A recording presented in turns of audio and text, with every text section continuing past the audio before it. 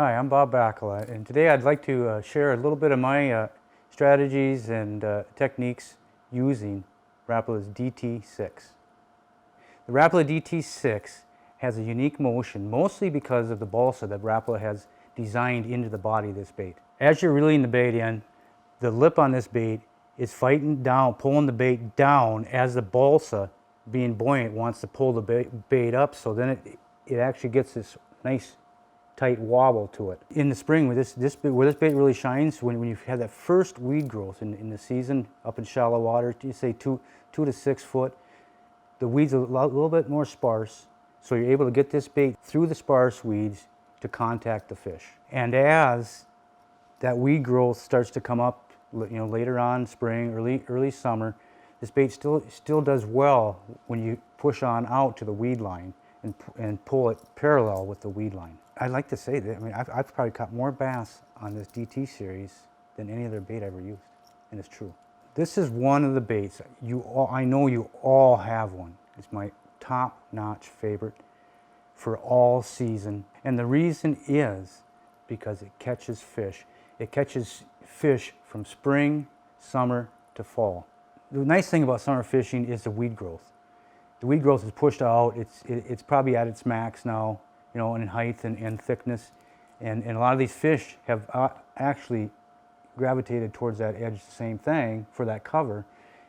And when you take this bait here, let's say you have a weed line that's 10, 12 foot, this is a perfect bait to be throwing down that weed line and bringing it parallel with that weed line.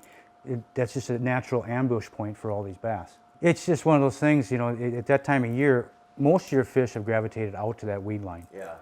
And the reason is because a lot of the panfish have moved out beyond that even, and that's their food of choice.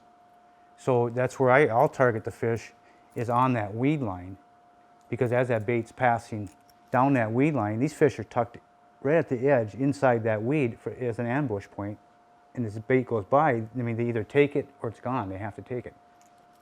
Everybody has their favorite colors. I do too.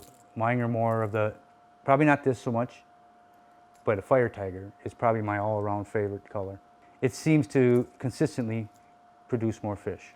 I haven't seen a difference in fishing this bait, whether it was up north here in Minnesota or going down in the southern states. You still have to, be able to contact fish, but they seem to react the same way with this bait. It's a great tool for suspended bass also.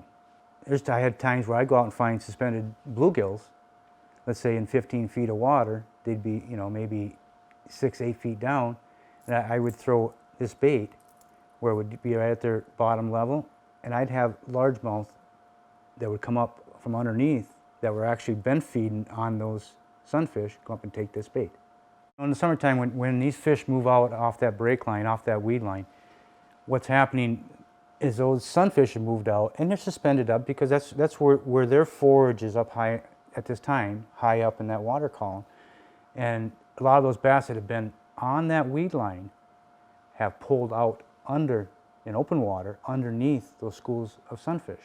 This summer is when I find the biggest populations of, and normally these are your bigger bass that have done this, because the bigger bass are eating these sunfish. A lot of the smaller bass are still up in the shallows.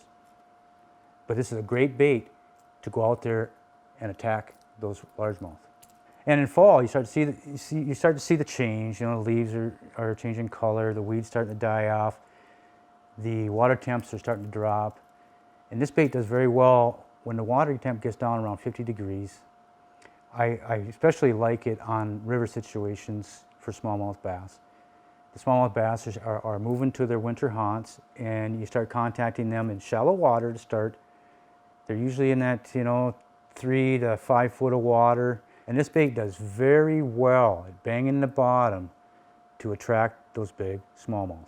On these river situations, you're looking for rock shelves and flats, and this is what this bait does very well at. Is when you're pulling it down, it's banging back and forth off these rocks, and that really turns those smallmouth on. Throughout the year, you could throw this bait through sparse weeds, hang up on the weed, pop it loose, and that's usually when these largemouth will hit that bait. Now for largemouth, when in the fall, when that water temp is dropping, this bait does pretty well I'll take it up on some of the lakes here in Minnesota, and I'll go out. You know, these fish have moved into these areas. They're usually right before the pads are starting to die out. They're pretty close to dying off. These fish are up in that 3 to 5 foot of water. I can take this bait, I can throw it up and slow roll it and pause, slow roll and pause, and usually they'll hit it on that pause because they're a little more reluctant when the water starts getting at 45, 43 degrees. So you have to kind of slow it down, but this bait does very well in cold water. I mean, I target walleyes with this. I target pretty much every species, every game species that we have up here, except for maybe, you know what I mean? I mean, I should list them. Walleye, both bass species, crappies, big pike.